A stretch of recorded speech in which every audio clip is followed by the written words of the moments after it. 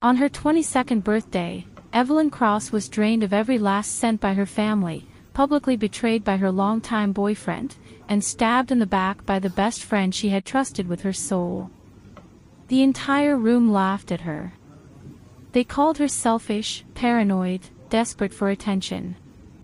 They saw a meek, obedient doormat earning a few thousand a month, someone they could squeeze dry and discard without a second thought. No one knew the truth. The woman they mocked had spent 3 years hiding in plain sight, not out of weakness, but because she wanted to give the people she loved one last chance to prove they deserved her. And when they failed, spectacularly and cruelly, she was ready to tear off the mask and show them exactly who they had been trampling on. Evelyn Cross was never the prey. She was the apex predator, a hidden titan who had built a billion-dollar empire while the world around her remained blissfully blind. This is the story of how they pushed her too far, and how she made every single one of them pay. Growing up, the rule in the Cross household was simple: the older sister exists to sacrifice. Every dollar Evelyn earned, every ounce of energy she possessed, belonged by default to her younger brother Kyle. His clothes, his meals, his girlfriends, his future wedding, his mortgage, the entire weight of his life was strapped to her back, and no one ever asked if she could carry it. For 3 years, Evelyn did. She clutched a meager salary, skipped meals, wore the same faded coat until the lining tore, and quietly stockpiled every spare cent, $20,000, all of it destined for her family's bottomless appetite. She bought her mother a top-of-the-line gold bracelet. She paid the down payment on Kyle's brand-new car. She booked a private room at a 5-star hotel for a family banquet, hoping, aching, that this time, someone might remember what day it was. They didn't. The table overflowed with food and noise, relatives chattering and toasting, and not a single person wished Evelyn a happy birthday. Her mother, Patricia, turned the gold bracelet over in her hands with the expression of someone inspecting a piece of trash. "This is the best you could do." Chloe's mother bought her a penthouse. "Look at you. Spineless, useless. Wasting my energy raising you was a mistake." Her brother Kyle lounged back in his chair, feet up, entitlement dripping from every pore. "Hey sis, don't bother saving next month's paycheck. My girlfriend wants the new iPhone. Just send me $3,000. You barely spend anything anyway. Everything this family has is supposed to come to me." Across the table, Evelyn's boyfriend Ethan Shaw had his arm wrapped protectively around another woman, Chloe Summers, Evelyn's so-called best friend. He murmured something soft into Chloe's ear, and when his gaze flicked toward Evelyn, it was full of cold, impatient disgust, as if she were a stranger intruding on his happiness. Chloe was wearing the exact designer dress Evelyn had scrimped for months to afford, the one she had only worn once. Around her neck hung a delicate chain that Ethan had never once thought to gift Evelyn. She nestled closer to him, her lips curved in a secret, triumphant smile that only Evelyn could read. Then Chloe spoke, her voice dripping with practiced gentleness. "Evie, don't be upset. Your parents only want what's best for you. A girl doesn't need to be so intense. I mean, my family spoils me rotten, so I wouldn't know, but you shouldn't blame Ethan either. He just finds your personality a little overwhelming. It's a lot of pressure for a man." Every word was a scalpel dressed in silk. Chloe had perfected the art of looking innocent while gutting someone from the inside out. The relatives, eager to pile on, joined the chorus without hesitation. "Your parents fed and clothed you. That's more than you deserve. Stop being so ungrateful. A brother is the root of the family. An older sister supporting him is only natural. Don't be so petty and selfish. Chloe is warm, gentle, and comes from a good family. Any man with half a brain would choose her. Who would ever want someone with a personality as sour as yours? Evelyn stood alone in the center of the private room, a cheap birthday cake dangling from her hand. The paper box grew heavier with every passing second, the chill from the plastic window seeping into her fingers. She had imagined 100 versions of this night. In none of them had she ended up as the punchline. 3 years of silent endurance, 3 years of bleeding herself dry for people who never once looked back at her with anything but contempt. It had all been a fairy tale, she told herself, a desperate wish that her love would someday be returned. In this moment, that wish shattered so completely she could almost hear the pieces hit the floor. Ethan finally straightened, looking at her with the kind of detached finality one reserves for firing an incompetent employee. "Evelyn, we're done. I'm tired of your insecurity and your constant scheming. Chloe is kinder than you, clearer than you, and frankly, she deserves me more than you ever did." Right on cue, Chloe's eyes welled up with tears. She shook her head with a delicate, trembling helplessness. "Evie, I'm so sorry. I never meant for this to happen. Ethan and I just fell in love. Please don't hate us." The duet was flawless, painting Evelyn as the bitter, unhinged villainess who was cruelly standing in the way of true love. The entire room rushed to comfort Chloe, directing waves of scolding at Evelyn for being unreasonable, for ruining the evening, for simply existing in the wrong place at the wrong time. Her mother's face contorted with fury. She lunged forward and shoved Evelyn hard, her palm striking Evelyn's shoulders with a force that sent her staggering backward into the wall. The cold plaster bit through her thin blouse, a sharp shock that radiated down her spine. "Get out. Now. Stop embarrassing us in front of everyone. You're ruining your brother's prospects, and you dare try to steal a man from Chloe. Have you no shame left at all?" The chill from the wall seeped into Evelyn's bones and snuffed out the very last flicker of warmth she had been guarding for these people. She laughed. It wasn't a loud, hysterical laugh. It was soft, quiet, and infinitely cold. For 22 years she had been soft, pliable, forgiving. All it had ever earned her was more pain. If gentleness couldn't buy her dignity, then she would carve it out with steel. She dropped the cake box carelessly onto the floor. The cheap cardboard landed with a dull, wet thud. Then she lifted her chin and swept her gaze across every face in the room, her voice flat and unnervingly calm. "Everything I've given tonight, everyone who took it, you will return it all. Every cent I've ever spent on you, I want back in full. As of this moment, I have no family, no boyfriend, and no best friend." Silence swallowed the room for exactly one heartbeat. Then the mockery erupted twice as loud as before. Kyle snorted with theatrical disdain. "Are you insane? What's a little money between family? You owe us everything. You think you can just tally it up and walk away? Ungrateful doesn't even cover it." Patricia's face purpled. "You think you can talk back to me now that you've grown a spine? Everything you are, everything you have, belongs to this family. You will spend your life serving your brother." Chloe blinked with wide, wounded eyes. "Evie, don't be so rash. Everyone here is just trying to help you. Acting like this, it's honestly such a disappointment." Ethan's voice dripped with weary contempt. "Evelyn, stop throwing a childish tantrum. It only makes you more repulsive."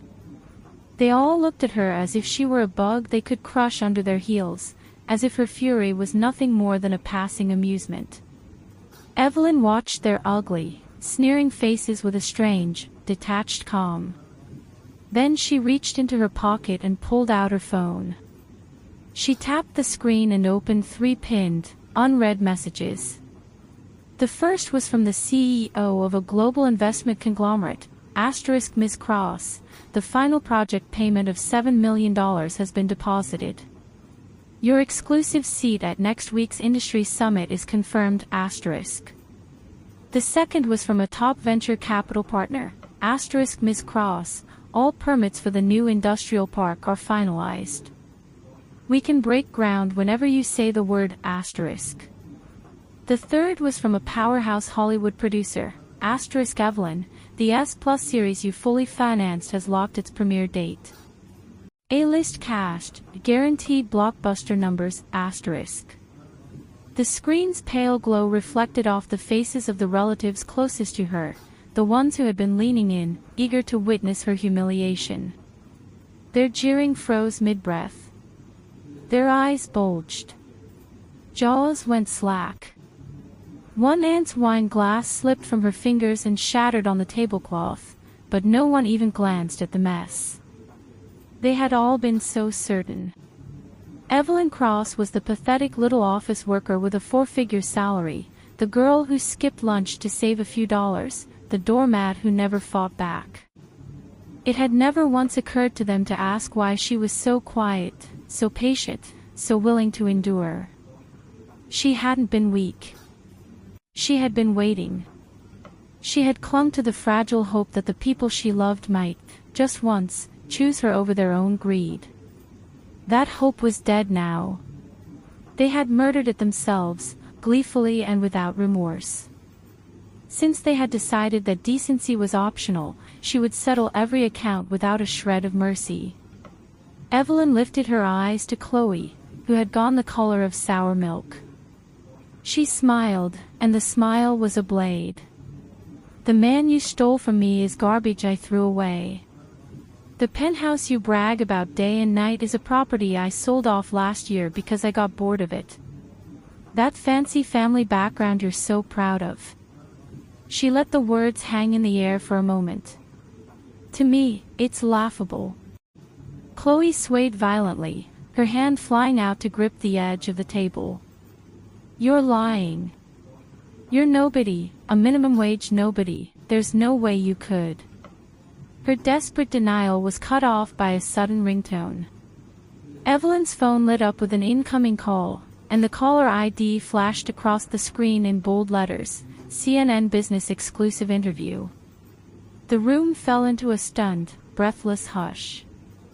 Evelyn let the phone ring, her gaze never leaving the horrified faces around her. Oh, and one more thing. The multi-billion-dollar landmark development downtown. I'm taking full control of it next month. She turned her head slowly toward Ethan, whose entire body had gone rigid, sweat beading at his temples. The arrogance that had defined him 5 minutes earlier was gone, replaced by dawning, absolute terror. That top-tier resource you've been running yourself ragged trying to attach yourself to, the project you've groveled for, that you were certain would make your career? Evelyn's voice dropped to a merciless whisper. One word from me, and you will be locked out. Permanently. Ethan's face drained completely. His crisp dress shirt was already soaked through with cold sweat, and the papers he had been clutching slipped from his numb fingers. He had spent months chasing the very connection he had just spat on, and in that moment, he understood with nauseating clarity that he had thrown away the one person who could have given him the world. Finally, Evelyn faced her trembling mother and brother. Each word she spoke was a nail hammered into a coffin. Over the past 3 years, the total you extracted from me, transfers, purchases, gifts, comes to $54,000. You will repay every cent by midnight tonight. If you are 1 second late, I will launch legal proceedings, freeze your assets, and enforce the judgment without a shred of leniency. Kyle's face twisted between panic and rage. He tried to summon his old bravado, but his voice cracked like a boy's. You're crazy. Family doesn't owe family money. This is filial disrespect. You wouldn't dare sue us. Evelyn shed the last pretense of familial warmth. Her presence seemed to expand, filling the room with a cold, unassailable authority. From the moment you chose to humiliate me, to trample on my dignity, and to drain me of everything I had. Our bond was severed. You are not my family. You are parasites who mistook my patience for permission. Patricia's earlier fury melted into panicked desperation. She lunged forward, not to strike this time, but to grab Evelyn's arm, her voice dissolving into a theatrical sob. Evie, baby, Mommy is sorry. I was confused, I didn't mean it. Please, we're a family, you can't do this to us. Evelyn stepped smoothly out of reach, her eyes as frigid as a winter lake. When you pushed me into that wall, when you called me a disgrace, when you drained me dry for decades and laughed about it, where was this family you're so desperate to invoke now? She let the silence answer for her. It's too late. At that precise moment, the doors to the private room burst open. A formation of black-suited security personnel marched in with crisp, military precision. They halted in perfect unison, inclined their heads, and their voice thundered through the space as one. Miss Cross. The power shift was instantaneous and absolute. Every relative who had jeered, every voice that had mocked, was now frozen in place, barely daring to breathe. Chloe's legs gave out, and she collapsed back into her chair, the carefully curated mask of fragile sweetness crumbling into naked despair. Ethan stared at Evelyn, a tremor running through his entire frame as the truth crashed over him in relentless waves. The woman he had discarded like garbage was the unreachable peak he would spend the rest of his life trying, and failing, to climb. Evelyn looked down at the wreckage of their arrogance and spoke with a quiet, lethal finality. Every person in this room who has humiliated me, mocked me, schemed against me, starting now, you will all be held to account. No mercy. No exceptions. The two syllables of Ms. Cross detonated against the gilded walls, rattling every spine in the room. The banquet that had been roaring with venomous chatter moments ago collapsed into a vacuum of absolute silence. Patricia stood paralyzed, her outstretched hand still hovering in the air where Evelyn's arm had been. The arrogance etched into her features fractured into bewilderment and creeping dread. Her knees wobbled, and she had to brace herself against a chair. Kyle, who had been lounging like a prince moments before, scrambled upright so fast he nearly toppled his chair. His head drooped, his gaze skittered across the floor, and he couldn't bring himself to lift his eyes toward his sister. The flock of relatives who had taken such delight in tearing Evelyn apart now shrank back, their faces ashen. They looked for all the world like cockroaches caught in a sudden blaze of light, desperate for a crack to scuttle into. But the most spectacular ruin was Chloe Summers. She clutched at the stolen dress, Evelyn's dress, her knuckles white, the delicate chain around her neck now seeming to burn her skin. Her makeup, carefully applied to project dewy innocence, was streaked with the first trails of panicked tears.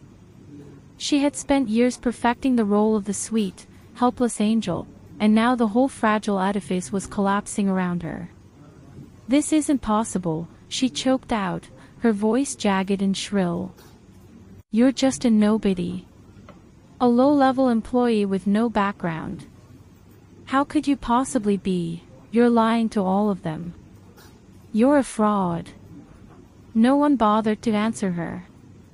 The adults in the room had already recognized the insignia on the security team's lapels, a private firm that catered exclusively to the upper echelon of global finance. You couldn't buy their presence with mere wealth, you had to command the kind of power that moved markets. Ethan Shaw knew this better than anyone. He had spent the last year groveling for an introduction to the very network that Evelyn apparently owned. The downtown landmark project, his obsession, his golden ticket, was hers. The woman he had just publicly discarded was the hidden architect of everything he had ever wanted. The realization hit him like a physical blow, and he swayed on his feet, his polished entrepreneur's facade stripped away to reveal nothing but hollow, quaking dread. Evelyn stepped forward, the rhythmic click of her heels on the marble floor measuring out the seconds of their unraveling. She stopped before the head of her security detail and spoke without raising her voice. "Every person in this room who insulted, slandered, or verbally attacked me tonight, document them all. Leave no one out." "Yes, Miss Cross." The team leader nodded, and his operatives moved through the room with quick, silent efficiency, tablets raised, scanning faces and recording identities. That was the moment the relatives truly broke. The ones who had been loudest in their cruelty suddenly scrambled to reverse course, their voices shrill with sycophantic desperation. "Evie, sweetheart, Auntie didn't mean it. It was just a joke, you know how we tease." Yes, just idle talk. We had no idea about your situation. If we'd known, we would never have dared." Evelyn watched their groveling with absolute dispassion. She remembered, with crystalline clarity, the sound of their laughter when she had stood alone, being ripped apart. Not a single one of them had spoken a word in her defense. Now that they sensed danger to their own comfortable lives, they wanted a pardon. The hypocrisy was so thick she could taste it. She ignored them completely and turned her cold stare toward her mother and brother. Kyle's bravado had crumbled entirely. His eyes were red-rimmed, his voice teetering between a whine and a sob. "Evelyn, I'm your real brother. 50 grand is nothing to you. You're rich. Why are you trying to destroy your own family? You're a monster." "Am I?"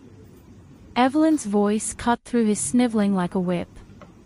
"When I skipped meals for 3 years to pay for your car, when I emptied my entire savings so you could live like a king while I wore rags, did you call me a monster then? Today is my birthday. You all spent it mocking me, humiliating me, grinding my dignity into the floor for the amusement of outsiders. At which point did you remember we were family?" Kyle's mouth opened and closed soundlessly, his face cycling through shades of red and white. He had no defense, and he knew it. Patricia, seeing her son utterly dismantled, abandoned the last of her maternal authority. She threw herself forward, her knees hitting the floor with a thud that echoed obscenely in the quiet room. Tears streamed down her face as she reached for Evelyn's legs, her voice cracking into a wail. "Evie, my good daughter. Mommy was wrong. I was blind and stupid and I treated you horribly. Please don't freeze our accounts, please don't sue us, I'm begging you." The woman who had spent decades lording over Evelyn, extracting every ounce of her labor while offering nothing but contempt, was now kneeling on the ground in front of her, sobbing and pleading. It was the collapse of a tyrant, and Evelyn felt nothing. 22 years of longing for this woman's love had been scorched out of her, leaving only a clean, sterile void. She stepped back, avoiding her mother's grasping hands. "Midnight. Full repayment. If the money isn't there, I'll see you in court." Then she turned away from the pathetic tableau of her ruined family and faced Ethan. The moment her eyes met his, he physically jolted. Without hesitation, he shoved Chloe aside. She stumbled into the table with a shocked cry, and rushed toward Evelyn, his posture cringing, his expression a desperate mask of remorse and calculation. "Evie, I messed up. I know I messed up completely." The words tumbled out of him in a frantic rush. "I was blind, I was manipulated by Chloe. I never really loved her, my heart has only ever belonged to you. We can fix this, get back together, I'll spend the rest of my life making it up to you. I don't even need your connections, I just need you." His hand stretched toward her sleeve, and beneath the theatrical anguish, Evelyn saw it clearly, the naked, hungry greed. He didn't want her. He wanted the shortcut to power that she represented. He was a drowning man grasping for a lifeline, utterly shameless in his desperation. Behind him, Chloe stared in horror at the man she had stolen, the man she had convinced herself was her great romantic prize. In the harsh glare of reality, he was just a weak, grasping opportunist who had already discarded her the instant something shinier appeared. Evelyn looked at Ethan's groveling figure with disgust so profound it was almost clinical. "Love me? You never loved me. You loved the idea of what my network could do for you. When you thought I was a nobody, you threw me away without a second thought. Now you want me back. Do I look like a revolving door to you?" Ethan's face blanched. He shook his head wildly, stammering denials, but Evelyn was already raising her phone again. Her voice carried the weight of an executioner's gavel. "Message to the entire venture capital network, all corporate partners, all commercial resources. Ethan Shaw and every company under his name are permanently blacklisted. All cooperation ceases. No future engagement of any kind." With a single sentence, she extinguished his career. Every door he had ever knocked on would now be slammed in his face. There would be no recovery, no second act, no redemption arc. Ethan's legs buckled. He collapsed to his knees, a broken sound tearing from his throat. "No. Evelyn, you can't. That's my entire life's work. If you blacklist me, I'm finished." His howls of despair echoed off the walls, but Evelyn was already moving on. Her attention settled on Chloe, who was now shaking uncontrollably, all traces of her earlier triumph erased by abject terror. "Evie, I'm so sorry. I was jealous, I was stupid, I stole from you, I lied about you. Please, I'll do anything." Chloe's voice was a ragged, tear-soaked whisper. Evelyn studied her for a long moment. "Your parents' entire livelihood, that construction supply contract they're so proud of, was a side project I approved 3 years ago because you were my friend and I wanted to help your family. Effective immediately, I'm pulling all funding and terminating the partnership. Full breach of contract penalties will apply." The blood drained from Chloe's face so fast she looked like a ghost. The stable, comfortable life she had flaunted so arrogantly had never been hers. It had been a gift from the very person she had schemed to destroy. Evelyn lifted a hand and gave the final order. "Clear the room." The security team moved with silent efficiency. The kneeling, sobbing wreckage of her family, the shattered, babbling Ethan, the devastated Chloe, and every last vulture of a relative were ushered out into the corridor, their protests and pleas swallowed by the heavy doors as they closed. Silence returned. Evelyn walked to the floor-to-ceiling window and looked out over the glittering expanse of the city below. The light stretched to the horizon, thousands of lives unfolding in the dark. For 3 years she had hidden among them, waiting for a sign that the people she shared blood with were capable of love. That hope was gone now, and with it, her last chain to the past. No one could hurt her anymore. No one could hold her back. From this night forward, she would rise, and there was nothing on earth that could stop her. #Part 3. At midnight, Evelyn checked her accounts. No money had arrived. She opened the family group chat and found not apologies but escalating threats. Patricia's voice message dripped with defiant venom. "Evelyn Cross, don't you dare push us. We're not returning a single cent. You try to sue us and I'll show up at your office, at your building, and tell everyone what an unfilial monster you are." Kyle's texts followed, a barrage of thuggish entitlement. "You've really lost your mind, sis. Money between family isn't a loan, it's a duty. Go ahead and sue, nobody will rule against us. Worst case, we'll drag your name through the mud together. Let's see how long your fancy reputation lasts. No guilt. No remorse. Just a brazen assumption that Evelyn's soft heart and fear of scandal would protect them from consequences. They believed she would never actually move against her own blood. They were wrong. The last drop of mercy she possessed had evaporated in that banquet room. Evelyn compiled 3 years of bank statements, transaction records, chat logs, the audio recording of the birthday dinner, and video evidence from the hotel's security cameras. She bundled it all into a single encrypted file and sent it to her legal team with a one-line instruction, * full lawsuit. Enforce collection. No out-of-court settlement *. By 1 in the morning, the court had accepted the filing.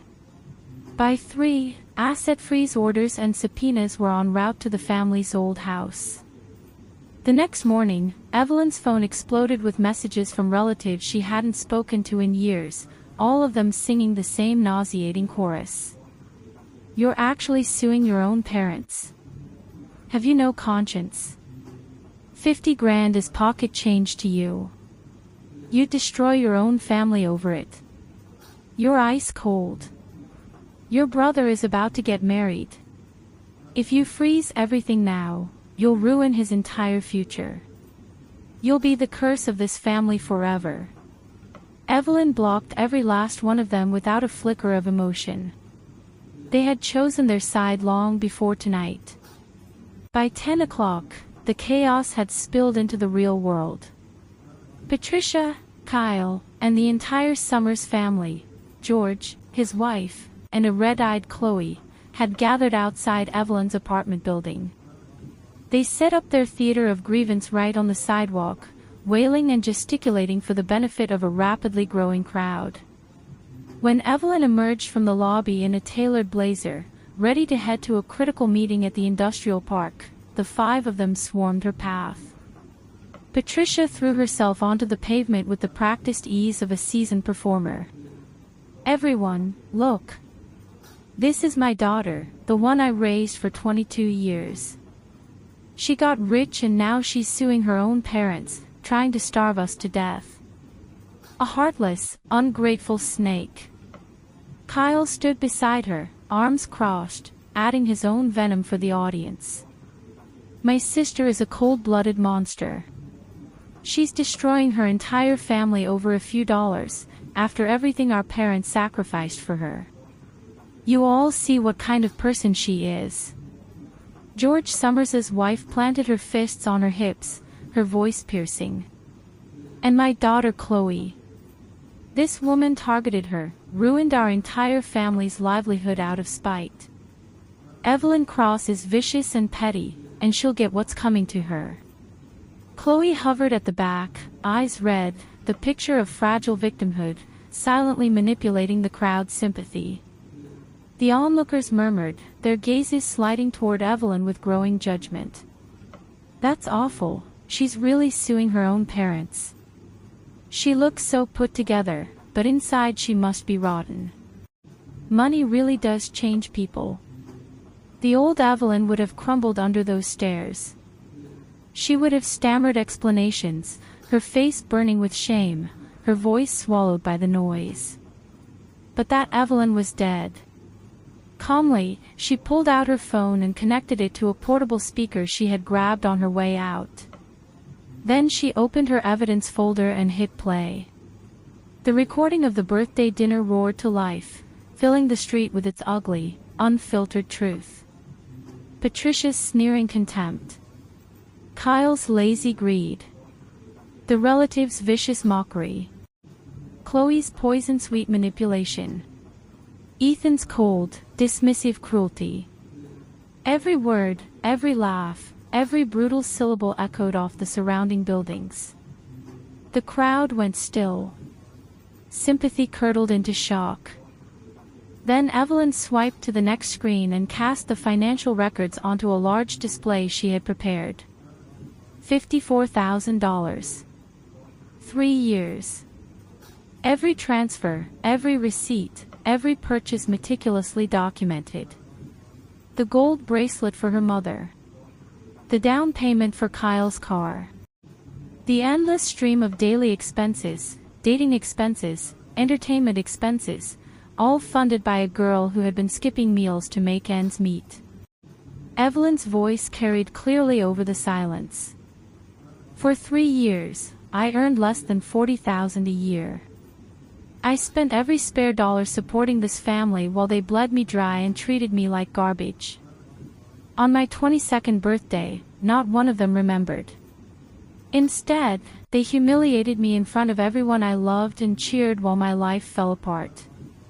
Now I am simply recovering my own stolen money. Tell me, where exactly is the crime in that? She turned toward the ashen-faced Summers family. The contract that kept your family afloat was a favor I granted, out of friendship. I'm ending it not because I'm petty, but because your daughter repaid my generosity by stealing my boyfriend, spreading vicious rumors about me, and stabbing me in the back in front of everyone I knew. Actions have consequences. The evidence was irrefutable. The crowd's mood flipped in an instant, their anger redirecting toward the 5 figures who had been performing so pitifully moments before. Oh my God, they're the monsters. They bled that poor girl dry and then tried to play victim. And that other woman stole her man and her money. Disgusting. That brother is a parasite. The whole family is toxic waste.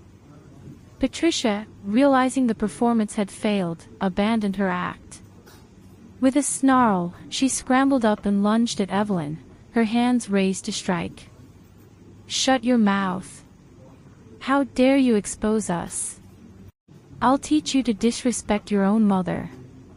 Before she could get close, 2 black-suited security operatives stepped smoothly between them, blocking her charge with effortless precision. The crowd gasped. And then, as if the moment had been scripted by fate itself, a convoy of black luxury sedans glided to the curb. Doors opened, and a succession of impossibly important people stepped out: the director of the Downtown Landmark Project, the managing partner of one of the country's top venture capital firms, and a legendary film producer whose face was known to millions. They strode toward Evelyn and inclined their heads in a gesture of unmistakable deference. Ms. Cross, the summit is fully prepared. Everyone is waiting for you to preside. The crowd lost its collective mind. Someone recognized the venture capital titan and shrieked his name.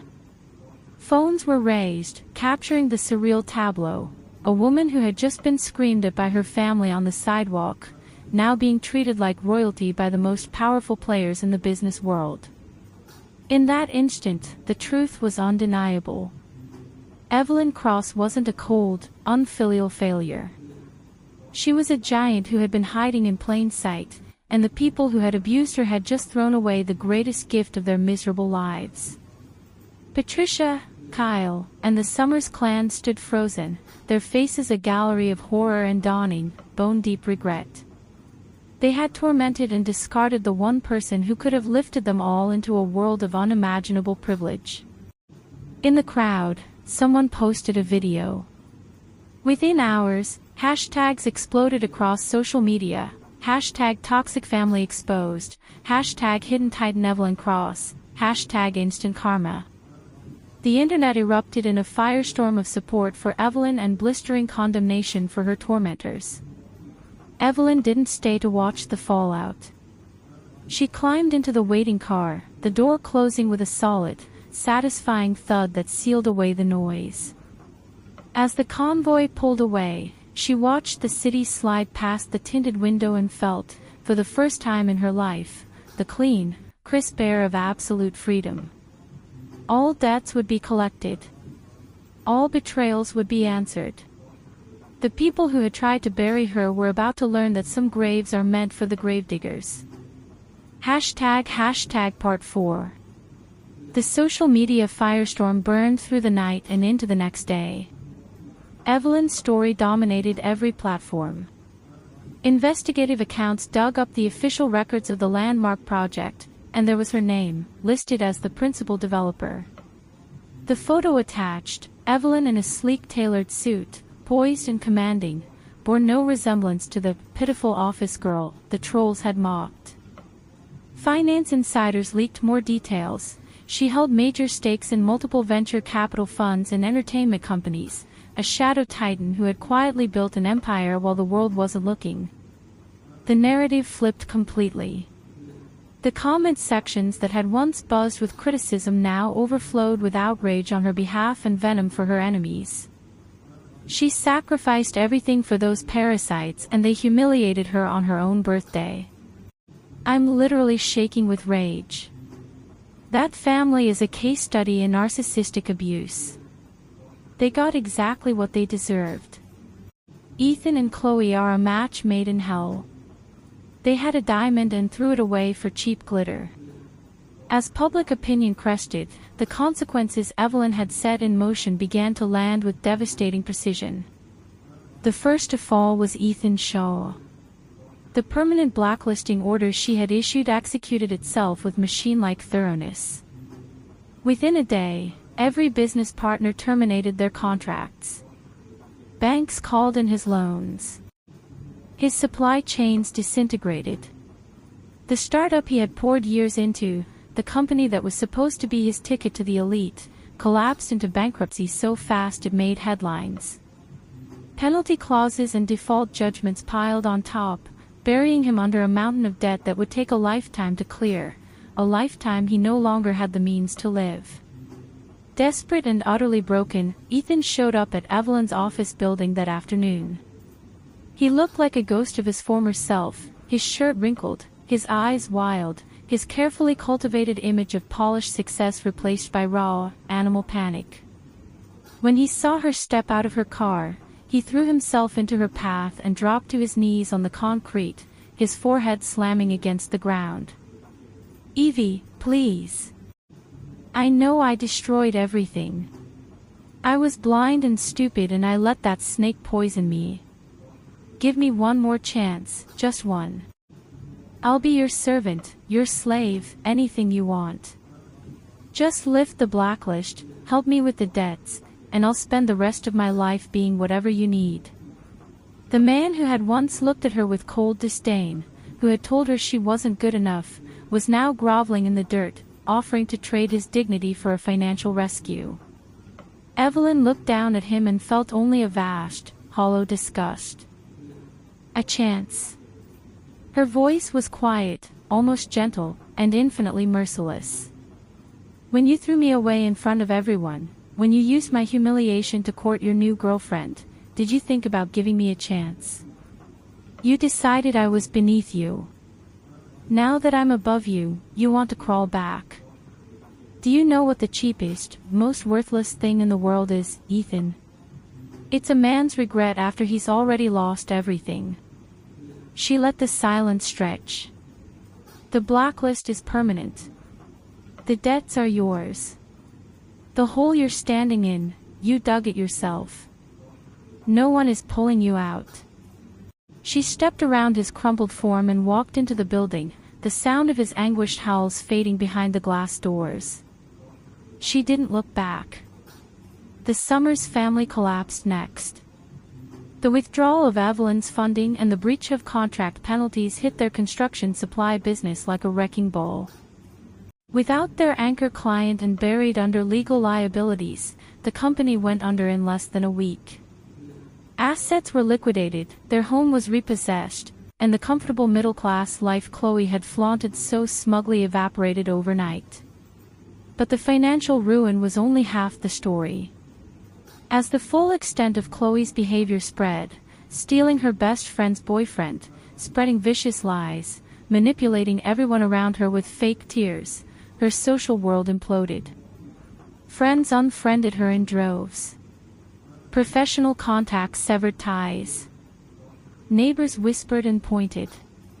The sweet, beloved girl next door was unmasked as a conniving backstabber, and the same circles that had once adored her now treated her like a contagion.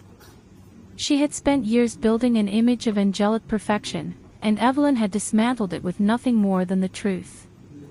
Chloe finally understood what it felt like to be the one everyone despised, the one whose very name made people sneer. It was a lesson she would carry for the rest of her life. The ugliest fate, however, was reserved for Evelyn's immediate family. The court's enforcement order landed with brutal finality. The original $54,000 had ballooned with interest, legal fees, and penalties to well over $60,000. Unable to pay, Patricia and Kyle watched as their home and Kyle's precious new car were seized and scheduled for auction. All three of them, mother, son, and the uncle who had joined their scheming, were officially registered as debt defaulters, their credit destroyed, their ability to rent, borrow, or conduct normal business permanently crippled. When the news reached the extended family, the same relatives who had lectured Evelyn about filial piety instantly reversed course. Terrified of being tainted by association with the disgraced debtors, they ejected Patricia, Kyle, and Thomas from every family group chat, cut off all contact, and began loudly proclaiming that they had always known that branch of the family was rotten. The neighbors who had once flattered Patricia and admired Kyle now crossed the street to avoid them. The couple who had drained their daughter dry and raised a spoiled, entitled monster had become the neighborhood's biggest cautionary tale. Patricia spent her nights weeping into her pillow, finally, too late, understanding the magnitude of what she had destroyed. She had pushed away the only person who had ever truly loved her, sacrificed the daughter who had given her everything, and for what? For a son who was now a panicked, useless wreck, drowning in debt and utterly unequipped for a world that no longer coddled him. Kyle's swagger vanished along with his car. Without money to throw around, without a family to bully, without a future, he crumbled. The phone rang constantly with debt collectors, and he jumped at every sound. The golden boy had been thrown into the deep end of reality, and he was sinking fast. They tried everything to reach Evelyn, ambushing her building, sending messages through intermediaries, begging for a chance to apologize. But every channel was blocked. Evelyn had erased them from her life as thoroughly as if they had never existed. A month later, the Landmark Project held its grand official launch. The event was broadcast live, trending across every platform. Evelyn Cross, dressed in a couture suit, took the stage as the project's chief executive, and the world watched. Cameras flashed like a storm of stars. Industry titans bowed their heads in respect. The live stream audience swelled into the millions. In the audience, and behind screens around the city, the people who had tried to destroy her could only watch from the shadows as she claimed her throne. Ethan, drowning in debt in a rented room. Chloe, hiding from her ruined reputation. Patricia and Kyle, trapped in the wreckage of their own greed. They saw her standing in the light, radiant and untouchable, and they finally understood the cost of their cruelty. Evelyn stood at the center of the stage, the city skyline glittering behind her, and allowed herself a small, quiet smile. 3 years of silent endurance. A lifetime of swallowing pain. And now, at last, every debt was settled, every wound cauterized. The chains of false family, false love, and false friendship had all been cut away. Behind her lay ashes. Ahead of her stretched a horizon without limits. ## Part 5. 3 months after the groundbreaking ceremony, the Landmark Project was roaring forward, cranes swinging against the skyline, when the first shot of a carefully orchestrated war struck. Evelyn's chief of staff, Ryan Hayes, pulled her aside during a site inspection, his face tight with controlled alarm. He handed her a tablet. The screen displayed a breaking financial news alert from an outlet called Apex Financial, an aggressive investigative media company that had built its reputation on takedowns. Landmark Project scandal, developer Evelyn Cross accused of credential fraud, regulatory violations, authorities investigating. The article was meticulously crafted, laced with references to an anonymous, internal whistleblower report that detailed supposed irregularities in her investment qualifications, fabricated environmental impact data, and illegally expedited permits. It was a masterclass in weaponized innuendo, just enough pseudo-specific detail to feel credible, not enough substance to survive scrutiny, but perfectly calibrated to ignite panic. Ryan kept his voice low. We traced the backers. Apex Financial is controlled through a shell company that leads back to a firm called Kane Capital. The CEO is Victor Kane. And he didn't act alone. We've identified 3 other nodes in the network: George Summers, Marcus Reed, and your uncle, Thomas Grant. Evelyn absorbed the names without a flicker of surprise. George Summers, Chloe's father, still burning with resentment over his family's downfall. Marcus Reed, Ethan's old mentor, a venture capital broker who had seen his protégé destroyed and his own influence diminished. Thomas Grant, her mother's brother, who had lost his share of the family house when the court froze the assets. And Victor Kane, a man she had never directly crossed, but who clearly saw her as a threat to his own ambitions.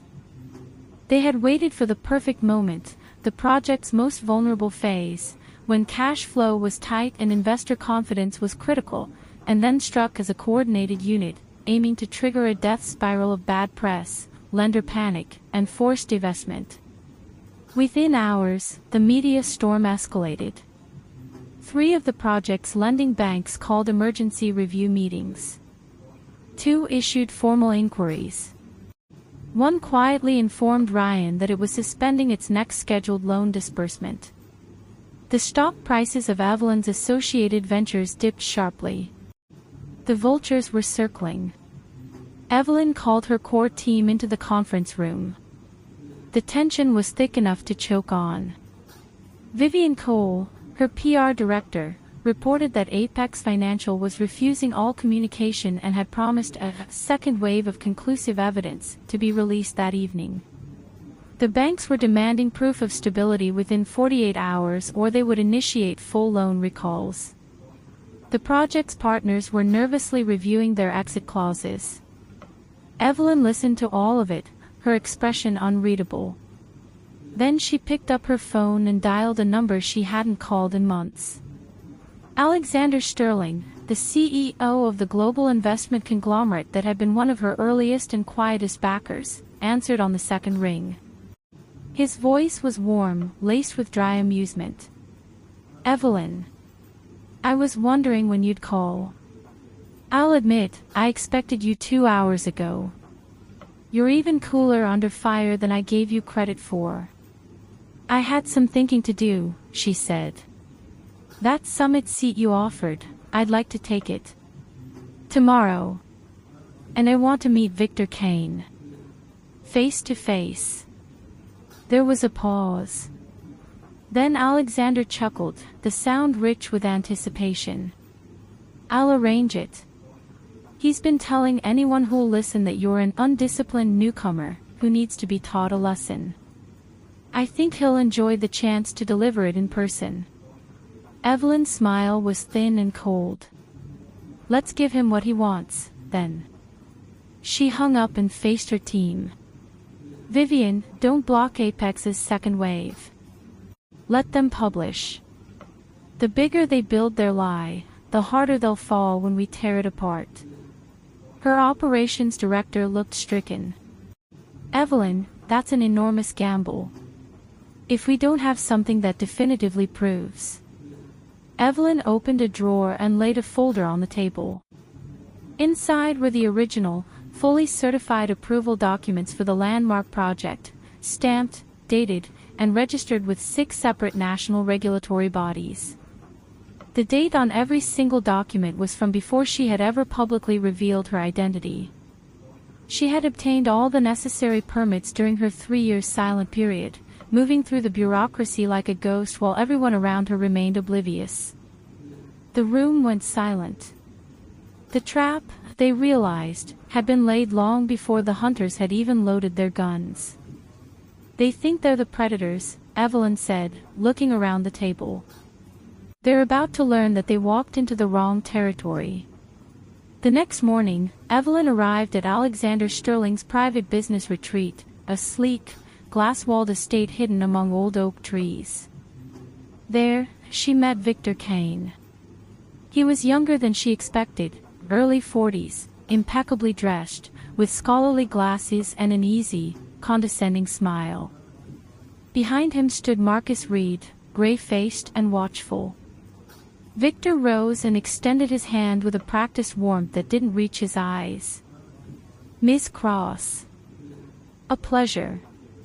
22 and running a billion-dollar project. I'm genuinely impressed. At your age, I was still fetching coffee." Evelyn shook his hand, her grip firm. "And at 40, you've built 𝐃𝐄𝐒𝐑𝐈𝐏𝐶𝐄 Capital into a top 10 private equity firm. Your steady, ruthless, precise strategy is well known. I've studied it closely." His smile flickered at the edges. She had just told him, politely, that she had done her homework on him. The pleasantries lasted only a few minutes before Victor got down to business. He slid an investment proposal across the polished table, his tone shifting from charming to patronizing. "You're facing a cash flow crisis, Miss Cross. Your lenders are nervous. Your partners are shaky. 𝐃𝐄𝐒𝐑𝐈𝐏𝐶𝐄 Capital is prepared to inject $300 million to stabilize your project. In exchange, 30% equity, plus transfer of development authority on the prime central parcel to a team of my choosing." It was a hostile takeover dressed up as a rescue. He expected her, cornered and desperate, to accept. Evelyn pushed the proposal back toward him without even glancing at it. "The project isn't short on funds." Victor's eyebrows rose. "Isn't it? Apex Financial's reporting seems quite detailed. 3 banks are sharpening their knives as we speak. Your cash runway, by my estimate, is maybe a quarter. I admire bravado, but—" "Apex Financial's reporting is fiction," Evelyn interrupted, her voice flat. "But you know that already, don't you? After all, the shell company that owns Apex Financial was acquired by 𝐃𝐄𝐒𝐑𝐈𝐏𝐶𝐄 Capital's covert investment arm last year. And Marcus Reed, your strategic partner here, has been feeding them material and funneling payments to their editor." The temperature in the room plummeted. Marcus Reed's face went rigid. Victor's smile didn't disappear, it crystallized into something harder and far more dangerous. "You've been busy. I'm thorough." Evelyn stood, gathering her bag. She looked past Victor to Marcus, whose composure was cracking. "Marcus, you helped build this ambush because you wanted revenge for Ethan. But you should have checked your history. The only reason Ethan ever had a career was that I spotted his potential 3 years ago and seeded his first round. I made him. When I unmade him, it wasn't cruelty, it was recycling my own investment. And you, riding the residual waves of my network all these years, thought you could take me down. You're not even in my league." Marcus's face drained to ash. He opened his mouth, but nothing came out. Evelyn turned back to Victor. "And as for you, I suggest you check who the third largest limited partner in your main fund is. The Singapore Sovereign Wealth Entity. Last August, their board welcomed a new major stakeholder." She met his eyes. "It was me." Victor's calm shattered. He stared at her, his pupils constricting, the arrogant ease finally stripped away to reveal raw shock. The woman he had tried to swallow whole was already inside his own house, holding the foundations. "You wanted to teach me a lesson about how the game is played," Evelyn said quietly. "Consider this one mine. The rules aren't written by the people who strike first. They're written by the people who strike last." She walked out, leaving the 2 men in a devastated silence. That evening, Apex Financial released its promised second wave, a forged internal email that supposedly showed Evelyn's team acknowledging environmental data flaws. The internet erupted. Hashtag Evelyn Cross fraud trended at #1. The comments were vicious, jubilant, certain that the hidden titan was finally crashing down. Ethan, watching from his squalid rented room, allowed himself a flicker of savage hope. Chloe, hiding from the world, whispered finally at her screen. They all thought they had one. 3 days later, Evelyn held a press conference broadcast live from the city's International Convention Center. She walked onto the stage alone, no entourage, no fanfare, a single spotlight carving her out of the darkness. The screen behind her was dark. The room was packed with journalists who smelled blood. 3 days ago, she began, Apex Financial published an article accusing me of fraud. They claimed I forged my credentials, manipulated environmental data, and broke the law to push this project through. They were so convincing that banks tried to pull my loans, partners fled, and much of the public decided I was guilty. I stayed silent. Some of you took that as an admission. She paused, letting the room's restless energy build. I wasn't silent because I was ashamed. I was silent because I was waiting for them to finish incriminating themselves. She pressed a button. The screen blazed to life, and the first document appeared, a red-stamped federal approval certificate for the landmark project, dated 2 years earlier. The journalists gasped. More documents followed in rapid succession: environmental clearance, land use authorization, planning consent, financial compliance verification, all from the highest regulatory bodies, all dated long before anyone outside her inner circle had known her name.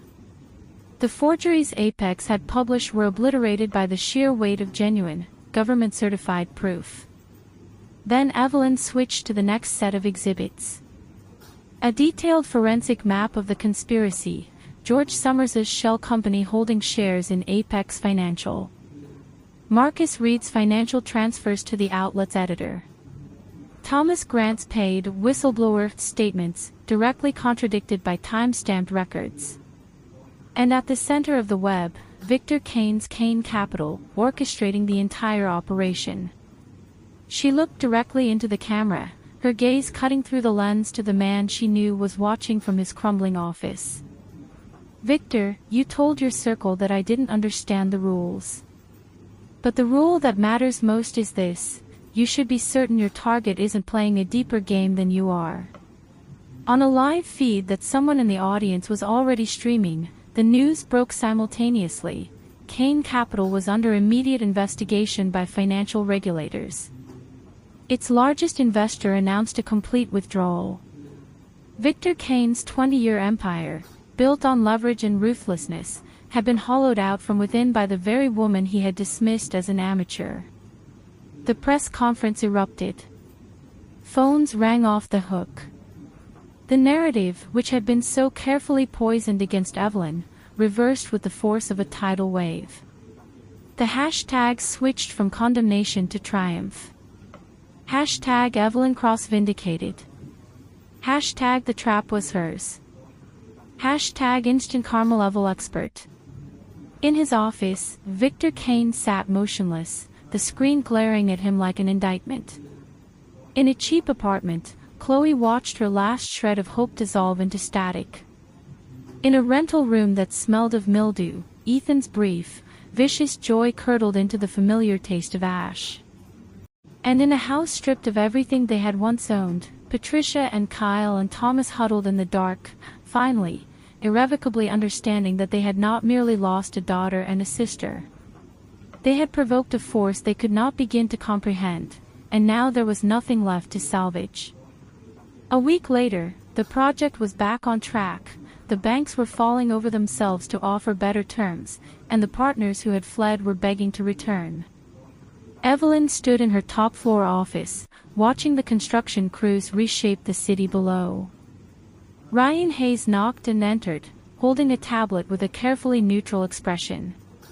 Kane Capital sent a formal request for a private meeting. Victor Kane wants to apologize in person. His wording was, "Let's leave a thread of goodwill. We may cross paths again." Evelyn didn't turn around. She remembered Ethan on his knees, begging for a thread he had already severed with his own hands. She remembered her mother, weeping on the floor, offering apologies that had come years too late. The people who destroyed others always wanted a thread, a crack, a sliver of mercy they had never once extended to their victims. "Tell him this," she said. "Everyone who has mocked me, cheated me, humiliated me, and schemed against me will be held to account. No mercy. No exceptions. And that thread he wants. I'm not leaving one. Let him sit with what he built." Ryan nodded and withdrew. The door clicked shut, and Evelyn was alone with the skyline, the evening light turning the glass towers to gold. 3 years of hiding. A lifetime of pain. And now, at last, the final debt was marked paid. Behind her, the past was a closed book. Ahead of her, the future was a blank page, and for the first time, she was the only one holding the pen. #epilogue. 1 year later, the landmark project was complete, a gleaming monument that reshaped the city's silhouette. Evelyn cut the red ribbon under a sky of confetti and applause, her smile easy, her shoulders light. The world saw a titan at the peak of her power. They didn't see the scars underneath, and that was exactly how she wanted it. Victor Kane's empire had been liquidated. He and his co-conspirators faced a cascade of criminal charges. Marcus Reed and George Summers followed him into the wreckage. Ethan Shaw, still buried under insurmountable debt, faded into the kind of obscurity that leaves no trace. Chloe Summers, her reputation irreparably destroyed, eventually left the city under circumstances no one cared to document. Patricia and Kyle, stripped of everything, became a quiet, bitter footnote in their own tragedy. Thomas Grant's conviction made the news. After the sentencing, a letter arrived at Evelyn's office, addressed in her mother's shaky handwriting. She opened it. Inside were 4 words: "Mom knows she was wrong." Evelyn read them, then placed the letter in a drawer and closed it. Some wounds weren't meant to be reopened. Forgiving herself for staying so long had been the real victory. The remorse, genuine or not, no longer had any power over her. After the ceremony, Alexander Sterling found her on the observation deck, a glass of champagne in each hand. He passed one to her and nodded at the glittering skyline. "So, what's next for you?" Evelyn took a sip, the bubbles sharp and bright on her tongue. "There are industrial parks to launch, 3 new series in production, and I'm expanding the anonymous foundation I set up. The one that funds young women trying to escape families that drain them dry." Alexander studied her for a moment, then raised his glass. "Evelyn Cross. You are, without question, the most remarkable person I've ever met." She touched her glass to his, the clear ring hanging in the air. Then she turned back to the city, her city, and let the lights wash over her. 23 years. The first 2 decades had been a cage disguised as a home. The next 3 had been a war fought in silence. This last one had been the reckoning. And now, standing at the summit with the wind in her hair and the world at her feet, Evelyn Cross finally understood what it meant to be free. The stars stretched above her, infinite and unclaimed, and she was ready for every single one.